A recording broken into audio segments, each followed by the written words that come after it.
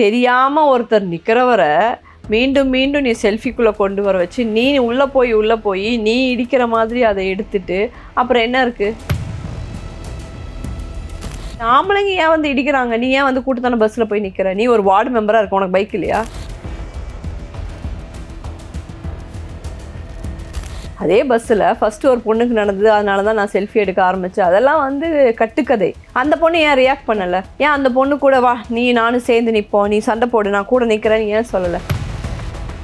நான் என்ன சொல்லுவேன்னா, இந்த பொண்ணு தான் அந்த பையனை அப்யூஸ் பண்ணியிருக்குது. நம்ம நிறைய பேர் என்ன நினைக்கிறோன்னா, ஆண்கள் மட்டும்தான் பெண்களை கொடுமைப்படுத்துகிறாங்க. கிடையாது, பெண்கள் தான் கொடுமைப்படுத்திக்கிட்டே இருக்காங்க.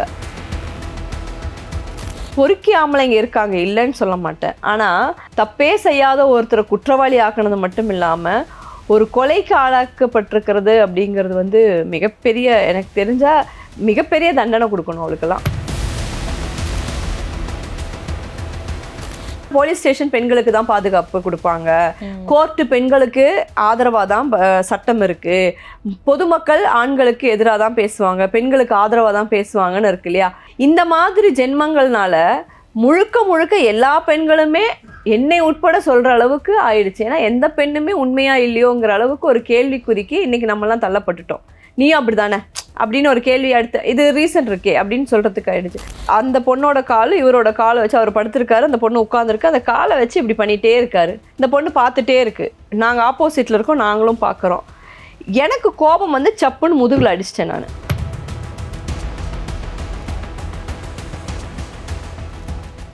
வாவ் தமிழா நேயர்களுக்கு வணக்கம். இன்னைக்கு நம்ம கூட ஆக்ட்ரஸ் ரேகா மேம் இருக்காங்க. வணக்கம் மேம். வணக்கம். ரொம்ப சென்சிட்டிவான ஒரு இஷ்யூ பற்றி தான் நம்ம பேச போகிறோம். ஷிம்ஜிதா தீபக் இந்த ஒரு பேர் தான் கேரளாவில் நடந்த ஒரு இஷ்யூ. இப்போ இந்தியா முழுசாக பேசிக்கிட்டு இருக்காங்க. கண்டிப்பாக நீங்கள் பார்த்துருப்பீங்கன்னு நினைக்கிறேன். What is your stand on that? அங்கேருந்து நம்ம ஆரம்பிக்கலாம் மேம். கேர்ள்ஸ் மெண்டல் ஆகிட்டாங்கன்னு தெரியுது. நான் வந்து தீபக்கோட தான் நிற்பேன். இறந்து போயிட்டாரு. இன்றைக்கி என்ன சொல்கிறது, எது புரட்சின்னு தெரியாமல் ஒரு புரட்சி பண்ணிகிட்ருக்காங்க.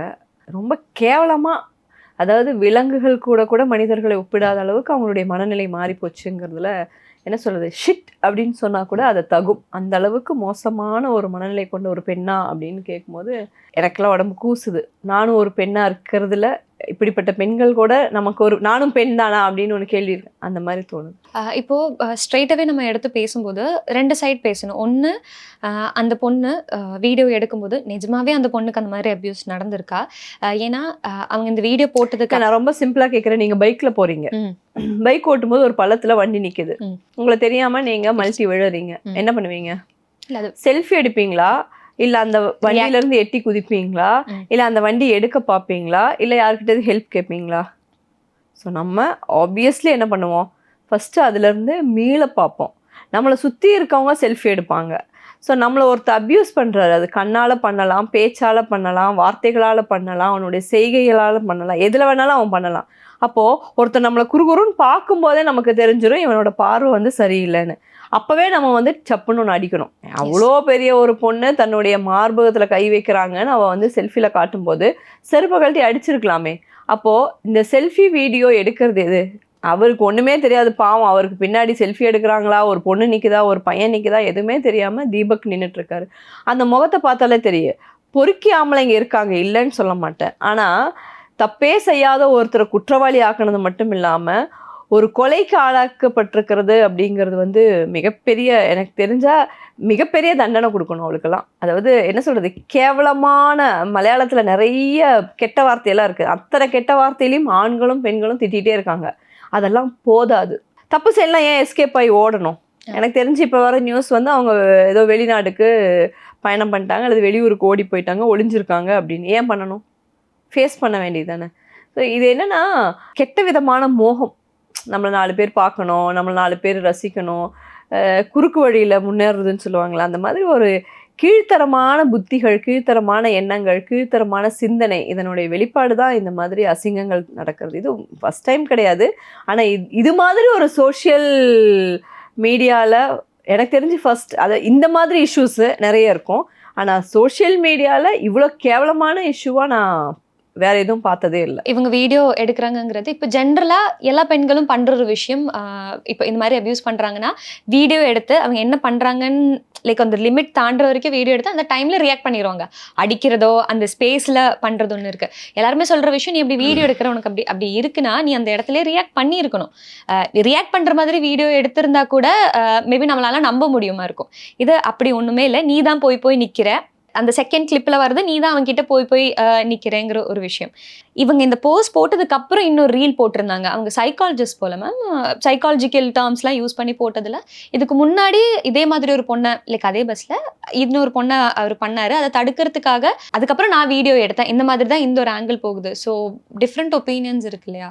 இல்லைங்க, நான் குற்றம் பண்ணிட்டு என்ன குற்றவாளி நீங்க சொல்லக்கூடாதுங்கிறக்காக நான் என்ன வேணாலும் சொல்லலாம்ல. முதல் பண்ண பொண்ணு ஏன் அது வந்து ரியாக்ட் பண்ணல? அதே பஸ்ஸில் ஃபஸ்ட்டு ஒரு பொண்ணுக்கு நடந்தது, அதனால தான் நான் செல்ஃபி எடுக்க ஆரம்பித்தேன். அதெல்லாம் வந்து கட்டுக்கதை. அந்த பொண்ணு ஏன் ரியாக்ட் பண்ணலை? ஏன் அந்த பொண்ணு கூட வா நீ நானும் சேர்ந்து நிற்போம், நீ சண்டை போடு, நான் கூட நிற்கிறேன்னு ஏன் சொல்லலை? சரி, இதே மாதிரி ஒரு இன்சிடென்ட் கோயம்புத்தூர்லேருந்து சென்னை வரும்போது ஒரு பொண்ணு உட்காந்துருக்குது, ஒரு ட்ரிங்க்ஸ் அடிச்சிருக்காரு அந்த ஆள். ஆக்சுவலாக இது வந்து என்ன சொல்லுவாங்க, டிக்கெட் கன்ஃபார்மான டிக்கெட்ஸ் உட்காந்துருக்கிற ஆட்கள் இருக்காங்களா, அதை மீறி உட்காந்துருப்பாங்கல்ல. ஸோ கீழே எல்லாம் உட்காந்துருக்காங்க, நல்ல க்ரௌடு, கீழே உட்காந்துருக்காங்க. அந்த பொண்ணோட காலை வச்சு அந்த பொண்ணோட கால் இவரோட காலை வச்சு அவர் படுத்திருக்காரு, அந்த பொண்ணு உட்காந்துருக்கு, அந்த காலை வச்சு இப்படி பண்ணிகிட்டே இருக்காரு. இந்த பொண்ணு பார்த்துட்டே இருக்கு. நாங்கள் ஆப்போசிட்டில் இருக்கோம், நாங்களும் பார்க்குறோம். எனக்கு கோபம் வந்து சப்புன்னு முதுகில் அடிச்சிட்டேன் நான். சீரியஸாக நடந்த விஷயம். ஆனால் அந்த பொண்ணு என்ன பண்ணுச்சுன்னா பொறுமையாக வீடியோ எடுத்துகிட்டு வந்துச்சு. வீடியோ எடுத்து ஒரு 10-15 நிமிஷம் பொறுத்ததுக்கப்புறம், அதாவது வீடியோ எடுத்து அதுக்கெல்லாம் பார்த்துக்கப்புறம் தான் ஏன் இந்த பொண்ணு ரொம்ப நேரமாக இப்படியே வச்சிருக்கு நான் பார்க்குறேன். அந்த வீடியோவை நான் அடிக்கவும் அதை கட் பண்ணிவிட்டு இம்மீடியட்டாக அங்கே இருக்கிற ட்ரெயினில் இருக்கக்கூடிய போலீஸ் இருப்பாங்க இல்லையா, அவங்க கிட்ட போய் ஹெல்ப் பண்ணுது. அவனை போய் அரெஸ்ட் பண்ணாங்க, அவனை உள்ளே தூக்கி வச்சாங்க. அவங்க என்ன சொல்லிட்டாங்க, அவன் குடிக்காரன், குடிச்சிருக்கிறான் அப்படின்னு சொல்லிட்டாங்க. குடிச்சு அப்யூஸ் பண்ணாலும் அப்யூஸ் தான். ஆனால் அந்த பொண்ணு எதுவுமே பண்ணாமல் வீடியோ எடுத்துச்சு. நாங்கள்லாம் பார்த்தோன்னு வச்சுக்கோங்களேன். பட் நான்லாம் அடித்தேன், கூட இருந்த ஆம்பளைங்களாம் அடித்தாங்க. ஏன் அவன் தீபக் அடிக்கலை? ஏன் தீபக்கை வந்து அவள் ஹெல்ப் கேட்கல? வீடியோ எடுத்து தப்புன்னே சொல்ல மாட்டேன், நீங்கள் வீடியோ எடுங்க. ஆனால் அது அதே இடத்துல ரியாக்ட் பண்ணியிருக்கும்ல. சோஷியல் மீடியாவில் போட்டு நீங்கள் என்ன பண்ண போகிறீங்க?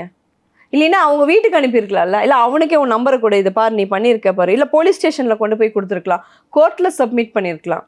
இன்றைக்கி வந்து போலீஸ் ஸ்டேஷன் கோர்ட்டுக்கு போனால் ப்ரூஃப் கேட்குறாங்க. 100% வீடியோ எடுத்து தப்பே இல்லை. ஆனால் நீ ஏன் இம்மீடியட்டாக ரியாக்ட் பண்ணலை? அந்த ப்ரூஃபுக்கான ப்ராப்ளத்தை க்ரியேட் பண்ண ஆரம்பித்த உனக்கு அதை ஏன் வந்து சப்மிட் பண்ணுறதுக்கு ஒரு போலீஸ் ஸ்டேஷன் போகணும்னு தோணல. ஸோ சோஷியல் மீடியாவில் போட 4 பேர் பார்ப்பாங்க. எனக்கு தெரிஞ்சு அந்த மென்டல் புத்தினால வந்த விஷயம்தான் இது அப்படின்னு நினைக்கிறேன். அதுக்கப்புறமா அவங்களோட இன்ஸ்டாகிராம் அக்கௌண்ட் ப்ரைவேட் பண்ணிட்டாங்க. அந்த வீடியோஸ் எதுவுமே இல்லை. அதான் இப்போ நீங்கள் சொன்ன மாதிரி வெளியூர் போயிட்டாங்க, லைக் தப்பிச்சு. இல்லைனா அது ஒரு கிளாரிஃபிகேஷன் மாதிரி அவங்க அடுத்த ஒரு வீடியோ போட்டிருந்தா கூட மேபி ஏதாச்சும் ஒரு கிளாரிட்டி கிடச்சிருக்கும்னு நினைக்கிறேன். இதே இதில் அவங்க ஃபேமிலியும் பேசினாங்க, கண்டிப்பாக அவங்களுக்கு தண்டனை வாங்கி கொடுக்கணும்னு சொல்லிட்டு இப்போ கேஸ் போட்டிருக்காங்க. சூசைடுக்கு தூண்டினாங்கன்னு சொல்லி போட்டிருக்காங்க. என்ன மாதிரி தண்டனை இதுக்கெல்லாம் கொடுக்க முடியும்? அவங்க அம்மாவோட கண்ணீர் பார்த்துருப்பீங்க, அவங்க அப்பாவோட கண்ணீர் பார்த்துருப்பீங்க, அவங்க படுத்து அழறாங்க. இதுக்கெல்லாம் வந்து என்ன சொல்கிறது, ஒரு மகனை இழந்த ஒரு தாய் புத்திரனை நினச்சி அழுகக்கூடிய அந்த தாயினுடைய கண்ணீர் அவளுக்கு பதில் சொல்லுமா? எப்படி நல்லா இருக்க போகிறாங்க அவங்கெல்லாம்? என்னை பொறுத்த வரைக்கும் தூக்கு தண்டனை தான் கொடுக்கணும் அப்படின்னு நான் நினைக்கக்கூடிய ஆள். ஆனால் சட்டத்திலையும் மனிதாபிமான அடிப்படையும் தூக்கு தண்டனை கூடாது அப்படின்னு சொல்லுது. அந்த அளவுக்கு ஒருத்தரை வந்து நீங்கள் கத்தி எடுத்து குத்துனாதான் கொலை கிடையாது. உங்களை ஒரு வார்த்தையால் காயப்படுத்தினாலே அது கொலை தான், அதுவே அப்யூஸ் தான். இந்த பையன் இந்த பொண்ணை அப்யூஸ் பண்ணிச்சுன்னு நம்மளாம் சொல்கிறோம்ல.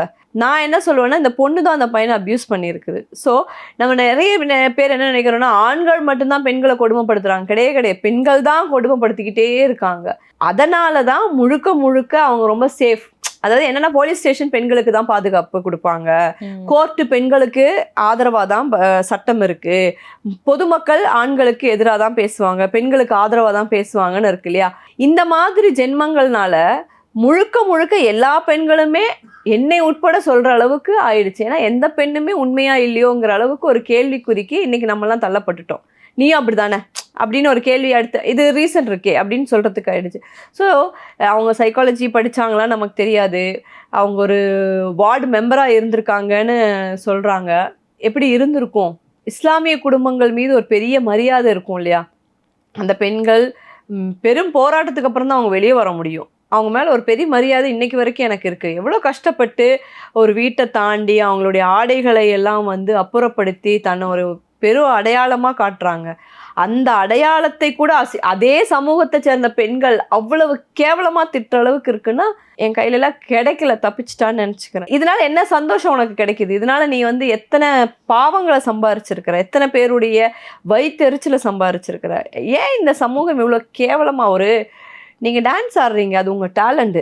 அந்த டான்ஸ் ஆடுறதுக்கான ஆடைகளை வந்து எப்படியெல்லாம் போட்டு ஆடுறீங்க? ஏன் சோஷியல் மீடியாவில் வியூஸ், கடைசியில் ஆம்பளைங்க அப்படி போட்டாங்க கமெண்ட், இப்படி போட்டாங்க கமெண்ட் ஏன் சொல்கிறீங்க? பொம்பளைங்களும் தான் கீழே போடுறாங்க. நம்முடைய பார்வைகள் சரியில்லாத போது நம்ம தொடர்ந்து ஆம்பளைங்க ஏன் வந்து இடிக்கிறாங்க? நீ ஏன் வந்து கூட்டத்தான பஸ்ஸில் போய் நிற்கிற? நீ ஒரு வார்டு மெம்பராக இருக்க, உனக்கு பைக் இல்லையா அப்படின்னு நம்ம கேட்கலாம்ல. ஸோ இன்றைக்கி வந்து தமிழ்நாட்டில், கேரளாவில் எல்லா இடத்துலையும் பொதுமக்கள் போகிறதுக்கும் தனியாக போகலை. அந்த பொண்ணும் அந்த ஆளும் தனியாக போய் இடிச்சிருந்தானே நம்ம சொல்ல, அவ்வளோ கூட்டமும் ஒன்றும் கிடையாது. இடிச்சு நிற்கிற கூட்டமெல்லாம் இல்லை. நான்லாம் சென்னை பஸ்ஸில் போயிருக்கேன், இடித்து தள்ளிட்டு போவாங்க. ஸோ அதெல்லாமே வந்து பஸ்ஸுன்னா 4 பேர் இடிக்க தான் செய்வான். இடிக்கிறது தெரிஞ்சு இடிக்கிறானா தெரியாமல் இடிக்கிறானான்னு ஒன்று இருக்குது. தெரிஞ்சிடுச்சு அவன் கையை அப்போவே உடச்சி விடுங்க நான் தொடர்ந்து சொல்லிக்கிட்டே இருக்கிறேன். அதுக்கப்புறம் வரது அப்புறம் பார்த்துக்கலாம். ஆமாம் என் மேலே இடிச்சான், கையை உடச்சாட, போலீஸ் ஸ்டேஷன் பார்த்துக்கலாம், என்ன நடக்க போகுது? ஒரு 3 வருஷம் போலீஸ் ஸ்டேஷன் கோர்ட்டுக்கு அலைய வைப்பாங்க, பரவாயில்ல. ஆனால் எதுவுமே செய்யாமல் அது ஒரு அப்பாவியாக இருக்கிற ஆம்பளை, அவனுக்கு பின்னாடி நடக்கிறது தெரியல, அவன் எங்கேயோ பார்த்துட்டு நிற்கிறான். அட்லீஸ்ட் நீங்கள் அந்த பார்வை, அந்த தீபக் நிற்கிற பார்வையிலேருந்து ஒரு திருட்டுத்தனமான மனநிலை உள்ள ஆளாக இருந்தால் ஒரு 4 வாட்டி அதை இப்படி பார்த்துருப்பான். அப்படி எதுவுமே அங்கே நடக்கலையே. நான் அந்த ஃபுல் வீடியோவையும் பார்த்தேன். மலையாளத்தில் பேசணும், எனக்கு ரொம்ப நல்லா புரியும். ஏன் வந்து இப்படி பண்ணாங்கன்னு யோசிக்கும் போது சிக்கிருக்கு. டோட்டலி ஒரு வியூஸ், ஒரு லைக்கு, அதான் என்ன பண்ணாலும், என்ன சாப்பிட்றாங்க, எங்கே போகிறாங்க, எதுக்கெல்லாம் சோஷியல் மீடியாவில் போடணுங்கிறதே இல்லாமல் தரங்கட்டு போயிடுத்தோ, மனித மனங்கள் ரொம்ப கேவலமாக ஆயிடுச்சோ அப்படின்னு தோணுது. பட் இங்கே ஒரு பிரச்சனை என்னன்னா, இப்போ நீங்கள் மென்ஷன் பண்ண மாதிரி சோஷியல் மீடியாவில் ஜென்யூனான இஷ்யூஸ் போடுறதுல நிறைய பாசிட்டிவ் திங்ஸ் இருக்குல்ல மேம். இப்போ என்ன பயம்னா, இந்த மாதிரி போடும்போது இது உண்மையா இல்லையா, கரெக்டாக தான் போடுறாங்களா, இல்லை இப்போ நான் நார்மலாக ரீல்ஸ் கூட பார்த்தேன், ரீல்ஸ் பண்ணி போடுறாங்க, பஸ்லலாம் போகாதீங்க பொண்ணுங்க, சும்மா இந்த மாதிரி வீடியோ எடுத்து போட்டுருவாங்கங்கிற மாதிரி ஒரு மைண்ட் செட். இல்லைம்மா, எல்லாருக்கும் அப்யூஸ் நடக்குது. இப்போ எனக்கு ட்ரெயினில் ட்ராவல் பண்ணுற பல பேர் என்கிட்ட கவுன்சிலிங் வரும்போது ட்ரெயினில் ட்ராவல் பண்ணால் இந்த மாதிரி இஷ்யூ நடக்குதுங்கிறாங்க. டிடிஆர் முதற்கொண்டு இது பண்ணுறாங்க, புரியுதுங்களா? போலீஸ் ஸ்டேஷனில் போனால் போலீஸே பண்ணுறாங்க, கோர்ட்டில் போனால் லாயரே பண்ணுறாங்க. நான் சொல்கிறது ஹை லெவலில் நீங்கள் ஒரு பாதுகாப்புன்னு தேடி போகிறீங்களா, அவங்களே பண்ணுறாங்க. நான் வந்து எல்லாருமே நல்லவங்கன்னு நான் சொல்லவே இல்லை. யாருமே எல்லா விதத்துலேயும் அப்யூஸ் பண்ணுறாங்க. நீங்கள் ஒரு கோர்ட்டுக்கு ஒரு விஷயமா போகிறீங்கன்னா அவன் நம்மளை கரெக்ட் பண்ணுறதான் பார்க்குறான். பார்த்துக்கலாம் மேடம், அப்போ நம்ம என்ன ஆகிறோம், அவங்களோட மிங்கிளாக அவன் ட்ரை பண்ணுறான். மிங்கிளாகி அடுத்து என்ன ஒரு ஆம்பளை கேட்பான். ஸோ இது எல்லா பெண்களுக்குமே புரியும். நான் கேட்குறது என்னென்னா, எனக்கு ஒரு பிரச்சனை நடந்தது அதுனா இம்மீடியட்டாக அதை வந்து நான் ஃபேஸ் பண்ணி அதுக்கான ஆக்ஷன் எடுக்கணும். நான் ஏன் திருப்பி அதை ப்ரூஃபாக காட்ட போகிறேன்? எனக்கு ஒரு பிரச்சனை நடக்குது, எனக்கு வலிக்குது, நான் ஒருத்தர் போய் கேள்வி கேட்குறேன், அது ஒருத்தர் அடிக்கிறேன், ஒருத்தரை திட்டுறேன், ஒருத்தர் கேவலமாக பேசுகிறேன், அதுக்கப்புறம் தானே நம்ம போலீஸ் ஸ்டேஷன் போவோம். அதை 4 பேர் தானே வீடியோ எடுப்பாங்க. நானே இப்படி வீடியோ எடுப்பேன். எனக்கு நடக்கிற பிரச்சனையில் நான் எமோஷ்னலாக கனெக்ட் ஆகிருக்கேனா, அல்லது இதை வந்து திட்டமிட்டு ஒரு கிரிமினலாக யோசிக்கிறேனான்னு ஒன்று இருக்குது. அப்போ கிரிமினலாக யோசிக்கிறவளுக்கு எப்படி வந்து எமோஷ்னலான பிரச்சனைகள் வந்திருக்கும். ஸோ அதுதான் இங்கே வந்து எமோஷ்னலாக இருக்கிற யாராலையுமே இமீடியட்டாக கிரிமினலாக யோசிக்கவே முடியாது. நம்ம இதை வீடியோ எடுத்து வைக்கணும், அட்லீஸ்ட் நம்ம கூட ஒரு ஃப்ரெண்ட்ஸ் இருக்காங்கன்னா, டே வீடியோ எடுறா, அவளுக்கு இப்படி நடக்குதுடா, நமக்கு ப்ரூஃப் வேணும்டான்னு கேட்கலாம். ஆனால் எதுவுமே இல்லாமல் அவள் தனியாக ஏன் செல்ஃபி ஸ்டிக்கரோட பஸ்ஸில் ஏறணும்? அது ஒன்று இருக்கு மேம். அவள் லாங் ஷாட்ல இப்படி வச்சுதான், நார்மல் செல்ஃபி கிடையாது. பட் ஜென்ரலா வீடியோ எடுக்கிறவங்களும் இருக்காங்கல்ல மேம். ஜென்ரலா பஸ்ஸில் எதுக்குமா செல்ஃபி? செல்ஃபி இல்லை, இப்போ கேரளாலே நிறைய வீடியோஸ் பார்த்துருக்கேன். அவர் ட்ரெஸ்க்குள்ள கைவிட போகும்போது தான் அவங்க ரியாக்ட் பண்ணுறாங்க, அடிக்கிறாங்க. ஸோ அந்த இடத்துல அவங்களுக்கு அது போலீஸ் கிட்ட போய் காட்டுறதுக்கான இப்போ ப்ரூஃப் கரெக்ட். ஏன் அவங்க அடிக்கலங்கிறது என்னோட கேள்வி. இங்க ஷிம்ஜிதா கேஸ்ல அவங்க ரியாக்ட் பண்ணலங்கிறது தான். நான் வந்து ஒருத்தர் ட்ரெஸ்ஸுக்குள்ள கை விடுற வரைக்கும் ஏன் வச்சிருக்கீங்க? அவன் கையை நம்ம மேல அப்படி வரும்போதே தெரியுமா, கையை உடச்சு விட வேண்டியதானே? கையை உள்ள விட்டு நோண்டி அதை நான் நோண்டுனா ஏன் நீங்க எழுதுறீங்க? ஒண்ணு தெரிஞ்சு இடிப்பாங்க, இன்னொன்னு தெரியாம இடிப்பாங்க. நம்மளே பல பேர் இடிப்போம், சாரி கேட்போம், போயிடுவோம். பெண்கள் ஆண்களை இடிச்சா சாரி கேட்டு போயிடணும். ஆண்கள் பெண்களை இடிச்சா நீங்க அதை இஷ்யூ ஆக்குறீங்கல்ல. அப்ப அவங்க வந்து தெரிஞ்சு இடிக்கிறாங்களா தெரியாம இடிக்கிறாங்களா நம்ம பார்க்கணும். முதல்ல தெரியாம ஒருத்தர் நிக்கிறவரை மீண்டும் மீண்டும் நீ செல்ஃபிக்குள்ள கொண்டு வர வச்சு நீ உள்ள போய் நீ இடிக்கிற மாதிரி அதை எடுத்துட்டு அப்புறம் என்ன இருக்கு? போட்டோஸ்ல பொதுவாகவே இப்படி நிக்கிறோம்னு வச்சுக்கோங்களேன். இப்படி நின்னா தனித்தனியா இந்த கேப் தெரியும். இப்படி நின்னீங்கன்னா எப்படி தெரியும்? பக்கத்துல கையை பிடிச்சி நிக்கிற மாதிரி தான் தெரியும். ஸோ இதெல்லாமே இன்னைக்கு கேமரா டெக்னிக்கல். ஏஐக்கு முன்னாடி நமக்கு நிறைய டெக்னிக்கல் தெரியும். ஆனால் நான் சொல்கிறது, ஒரு விஷயத்தை எடுக்கும்போது பஸ்ஸுக்குள்ள செல்ஃபி ஸ்டிக்ஸை நீங்கள் யூஸ் பண்ணுற அளவுக்கு கிரிமினலாக தானே நீங்கள் வந்து ஒரு ப்ராப்ளத்தை க்ரியேட் பண்ணணும், அல்லது ஒரு வியூஸ் வாங்கணும், இதில் ஏதாவது பண்ணலாம் அப்படின்னு தானே. இதே சமயத்தில் அவன் திரும்பி தள்ளி நில்லு அப்படின்னு நீ என்னை இடிக்காதேன்னு ஒன்று விட்டுருந்தான்னா, ஸோ பாவம் அந்த பையனை அப்படி வளர்த்திட்டாங்க. நான் அப்படி தான் நினைக்கிறேன். பாவம் அவனால் வந்து இந்த ஒரு குட்டி அவமானத்தை கூட தாங்க முடியாத ஒரு மனநிலை இருக்கிற ஆம்பளை எப்படி இவ்வளோ வந்து கை வச்சிருப்பான்னு யோசிச்சு பாருங்களேன். இன்னொரு விஷயம் நான் நோட் பண்ணது உண்மையா என்னன்னு தெரியல, அவங்க அதாவது அவங்க இன்ஃப்ளூயன்சராக இருந்திருக்காங்கன்னு நினைக்கிறேன். ஒரு 9,000 கிட்ட இன்ஸ்டாகிராமில் ஃபாலோவர்ஸ் இருக்கு. இந்த விஷயம் நடந்தோடனே ஒரு 11K கிட்ட ஃபாலோவர்ஸ் போயிருக்கு. அதில் அவங்க அதுக்கு முன்னாடி போட்டிருக்கிற ஏதோ ஒரு வீடியோ அண்டரில் வந்த கமெண்ட்டு, நீ பஸ்ஸில் போயிட்டு இந்த மாதிரி ஒரு விஷயம் பண்ணு, அப்போ உனக்கு இன்னும் வியூஸ் ஏறும், அல்லாத இந்த மாதிரி போட்டுட்டு இருந்தா ஏறாதுங்கிற மாதிரி பண்ணதுக்கு அப்புறம் இந்த வீடியோ வந்த மாதிரி போட்டிருக்காங்க. இதில் என்ன உண்மை இருக்குன்னு தெரியாது. ஸோ தின்னுன்னா திம்பமா, இதை விட அசிங்கமாக எப்படி கேட்குறதுன்னு தெரியல. திம்பமா, கீழே 1000 கமெண்ட் போடுறாமா, கமெண்ட்ஸ் எல்லாம் உட்காந்து படிச்சுருந்தா நீ லைஃப்பில் முன்னேறவே மாட்டேன். எனக்கு எவ்வளவோ கமெண்ட்ஸ் வருது, யாரோ எதோ சொல்கிறாங்க. நான் இன்றைக்கி வரைக்கும் என்னோட கமெண்ட்ஸ் படிக்கவே மாட்டேன். என் ஃபேமிலி படிப்பாங்க, என் ஃப்ரெண்ட்ஸ் படிப்பாங்க, என் கொலீக்ஸ் படிப்பாங்க, என் கூட ட்ராவல் பண்ணுறவங்க படிப்பாங்க. அவங்களுக்கு டைம் இருக்குது, ஜாலியாக படிக்கிறாங்க. எனக்கு அடுத்த வேலைகள் இருக்குது. எனக்கு இதை முடிச்சுட்டு அடுத்த 10 வேலை இருக்குது. நான் அந்த 10 வேலை பார்ப்பேனா, இவன் இப்படி அனுப்பிட்டானே, எவன் என்ன வேணாலும் சொல்லட்டுமே, ஒன்று தின்னுன்னா தின்றுவாங்களா? அவ்வளோ தூரமாக சோறு தானே திங்குறோம், நம்மளாம் புத்தியோடு தானே நடக்கிறோம், ட்ரெஸ் போட்டுட்டு தானே நடக்கிறோம், அம்மனம்மாவை நடக்கிறோம். அப்போ அந்த அளவுக்கு கூட ஒரு சிந்தனை அறிவு இல்லை. அவன் ஒருத்தன் போட்டான் வியூஸ்க்காக போடுனா, நீ ட்ரெஸ் இல்லாமல் நட, மொத்த வியூஸும் மொத்த உலகமே உன்னை பார்க்குமே. நான் சொல்கிறேன், வியூஸ் நிறைய வேணும், இல்லை மொத்த இன்ஸ்டாகிராமில் இருக்கிற மொத்தமும் யூடியூப்பில் இருக்கிற வருமானம் எல்லாமே உனக்கு வேணும், எல்லாரும் உனக்கு லைக் பண்ண, ட்ரெஸ் இல்லாமல் நடக்க வேண்டியதானே. என்ன எவ்வளோ கேவலமாக ஆயிடுச்சு, எவ்வளோ பாவப்பட்டவங்களா இருக்காங்க. எனக்கு அனுதாபமாக இருக்குது. ஒரு ஆம்பளை கஷ்டப்பட்டு அவன் குடும்பத்தை பார்த்து, அவன் பொண்டாட்டி பிள்ளைகளை பார்த்து, மாமியார் மருமகள் பிரச்சனைகள்லேருந்து மீண்டு, பொண்டாட்டிக்கிட்டு இருந்து மீண்டு, காதலிக்கிட்டு இருந்து மீண்டு, வேலைக்கு போய் அவனுக்கு எந்த விதமான ஒரு சந்தோஷமும் இல்லை. அவனையே கொலை பண்ணுறீங்கல்ல. உங்களுக்கு பிடிக்கலையா, ஒதுங்க வேண்டியது, தள்ளி நில்ல நீ. இல்லை பக்கத்தில் இருக்க ஒரு ஆம்பளை இவனை இடிச்சிட்டே இருக்கான்னு சொல்ல வேண்டியதானே, இல்லை கண்டக்டரை கூப்பிட்டு இவன் இடிச்சிட்டே இருக்கான்னு சொல்ல வேண்டியதானே. இது நான் சொல்கிறதே பஸ்ஸுலன்னு இல்லை, பஸ் ஸ்டாண்ட்லேயே இருக்கட்டும், பஸ்ஸுலேயோ ஃப்ளைட்லேயோ ட்ரெயினில் எல்லா இடத்துலையும் நடக்குது. நடக்கலைன்னு சொல்ல, இது ஒன்று நடக்கவே இல்லையா ரேக்கா, இல்லை எல்லா இடத்துலையும் நடக்குது. பூ மார்க்கெட்டில் நடக்குது, காய்கறி மார்க்கெட்டில் நடக்குது, நம்ம காலேஜுக்குள்ளே நடக்குது, எல்லா இடத்துலையும் நடக்குது. ஸோ தெளிவாக இருக்க வேண்டியது யார்? நம்ம தானே. நீ சொன்னால் நம்புவாங்களா? நீ நம்ப வைக்கவே வேண்டாம். நான் ஏன் உங்ககிட்ட வந்து சொல்லணும்? டக்குன்னு நீ ஆக்ஷன் எடு. இல்லை எல்லா பொண்ணுங்களுக்கும் அந்த தைரியம் வராது, அக்செப்ட் பண்ணிக்கிறேன். உன் பக்கத்தில் இருக்க ஒருத்தனுக்காவது தைரியம் வராதா? கேள்வி கேட்க மாட்டானா? ஏன்? அப்போது அதான் சொல்லணேன், எவ்வளோ கேவலமாக பேச முடியுமோ அவ்வளோ கேவலமாக பேசலாம். அதுக்கும் நீங்கள் வந்து வேறு மாதிரி தான் பேசுவீங்கன்னா என்ன பண்ண முடியும்? டிஃப்ரென்ஸ் ஆஃப் ஒப்பீனியன்ஸ்ன்னு சொன்னால மேம், இப்போ ரீசெண்டாக நான் இப்போ இதுக்கு வரத்துக்கு முன்னாடி ஒரு நியூஸ் போட்டது മലയാളത്തിൽ நான் படிக்கிறேன். വീഡിയോ ചിത്രീകരിക്കുന്ന സ്ത്രീകളെ ബലാത്സംഗം ചെയ്യണം. ஆஹ்வானவுமாய் பிஜேபி ஸ்தானார்த்தியாயிருந்த அஜய் உண்ணி, கேரளாவில் பிஜேபி கேண்டிடேட்டாக இருக்கிற ஒருத்தர் என்ன சொல்கிறாருன்னா, இந்த மாதிரி வீடியோ எடுக்கிறவங்கள ரேப் பண்ணணும்னு சொல்கிறாங்க. ஸோ இந்த மாதிரியும் ரொம்ப வியர்டாக யோசிக்கிற ஒரு மைண்ட் செட் இருக்குல்ல மேம். ஸோ பொண்ணுங்க இந்த மாதிரி பண்ணுறதும் ரொம்ப பயமாக இருக்குது, ஆம்பளைங்களுக்கு சேஃப் இல்லைங்கிறது. ஒரு பிஜேபி கேண்டிடேட் ஒரு இடத்துல இருக்குது, அவர் ஒரு பொசிஷனில் இருக்காரு, அவர் இந்த மாதிரி பேசுகிறாங்க போது, அவர் எந்த இடத்துல இருந்தா என்ன, அவர் மனுஷன் தானே. அவர் பிஜேபியில் இருக்காரா, காங்கிரஸில் இருக்காரா, கம்யூனிஸ்டில் இருக்காராங்கிறது முக்கியம் கிடையாது. நான் எங்கே வேணாலும் இருக்கலாம், எந்த கட்சியில் வேணாலும் இருக்கலாம், யார் கூட வேணாலும் இருக்கலாம். அவ்வளோ தூரம் ஒரு பொண்ணால ஒரு சமூகம் பாதிக்கப்பட்டிருக்கு. பட் அதாவது அவர் வந்து அந்த பொண்ணை ரேப் பண்ணணும்னு சொன்னது தப்பு. ஆனா அந்த வார்த்தையை பயன்படுத்துற அளவுக்கு இந்த சமூகத்துல பிரச்சனைகளை உண்டாக்கியிருக்காங்க இல்லையா. ஒரு பொண்ணை வந்து அதே மாதிரி ரேப் பண்ணும்போது வீடியோ எடுத்து போடுறா அப்படின்னு சொல்றது வந்து 100% தவறு தான். அது முழுக்க முழுக்க தவறு.